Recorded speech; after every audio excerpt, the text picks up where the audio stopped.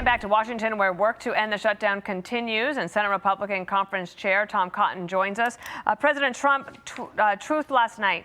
Democrats have shut down the United States government right in the midst of one of the most successful economies.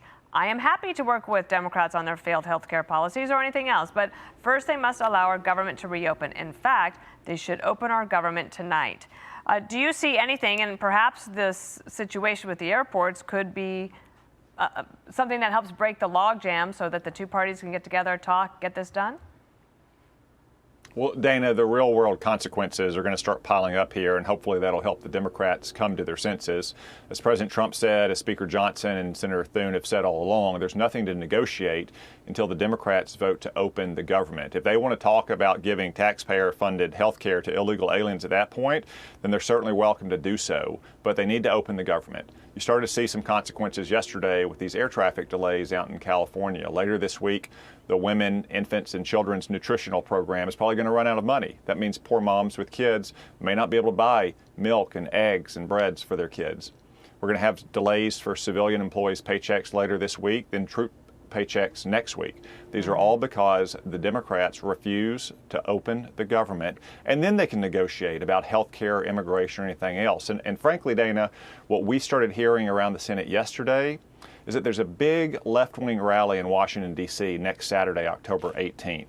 And Chuck Schumer and the Democrats are so scared of their own radical left-wing base, they plan to keep the government shut until after that rally, and only then will they vote to keep the government open. They shouldn't be playing political games with nutrition for kids and our troops' pay. They should vote to open the government today.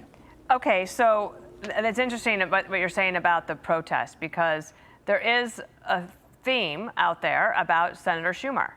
And one of the reasons he has, held steady on this one, where he didn't in March, is because he's concerned that Alexandria Ocasio-Cortez or someone else from his left would be challenging him before next year. Do you think there's any semblance of truth to that? 100% true, Dana. We've seen it now for months in the Senate. Chuck Schumer is scared, first, of Alexandria Ocasio-Cortez, and second, of his radical left-wing base. That's why we're in this Schumer shutdown. Chuck Schumer knows better. For the 4 years he ran the Senate, he put 13 bills just like this one on the floor, short-term funding bills, to allow the parties to continue to negotiate. He voted for all 13 of them, of course. Now he refuses to vote for them because he's scared of his own political base. And particularly, he's scared of this big left-wing protest in Washington, D.C. coming next Saturday, October 18th, and apparently is willing to shut down nutritional programs for young children and pay for our troops so he can get beyond that protest on October 18th and not face any blowback. It's outrageous political gamesmanship.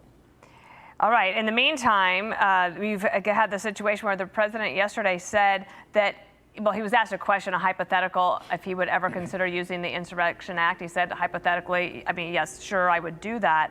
Senator Merkley is out there saying that Trump is manufacturing this crisis in Portland. Where do you come down on National Guard troops being deployed to deal with this issue, and is the Insurrection Act necessary?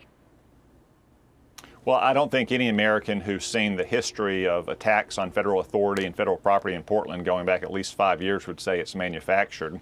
Look, you always want to rely on local police first, and the police forces in these cities can probably do the job if they're allowed to do the job. Unfortunately, you have left-wing Democratic mayors who don't just restrain them from enforcing ordinary criminal laws. You have the mayor of Chicago who is telling his police department explicitly that he's not allowed to support federal immigration officers in their city. So think about that. You could have a shootout between depraved, criminal, illegal aliens and federal immigration enforcement authorities, and the Chicago Police Department are not going to come to their assistance. So if this continues and you have an open defiance and resistance of federal law, then of course the president has to at least consider the use of the National Guard and, if necessary, invoking the Insurrection Act, as has happened from time to time throughout our history, because we cannot have Democratic-run cities openly resisting federal authority inside of their cities. Well, let's hope it doesn't come to that. Keep us posted. Interesting on that protest on October 18th. I bet you're right. They'll wait until after that. And we'll see if Mom Donnie goes down and has a starring role. Thank you. Hey, it's Will Kane. Click here to subscribe to the Fox News channel on YouTube. It's the best way to get our latest interviews and highlights. And click to subscribe to the Will Kane podcast for full episodes right now.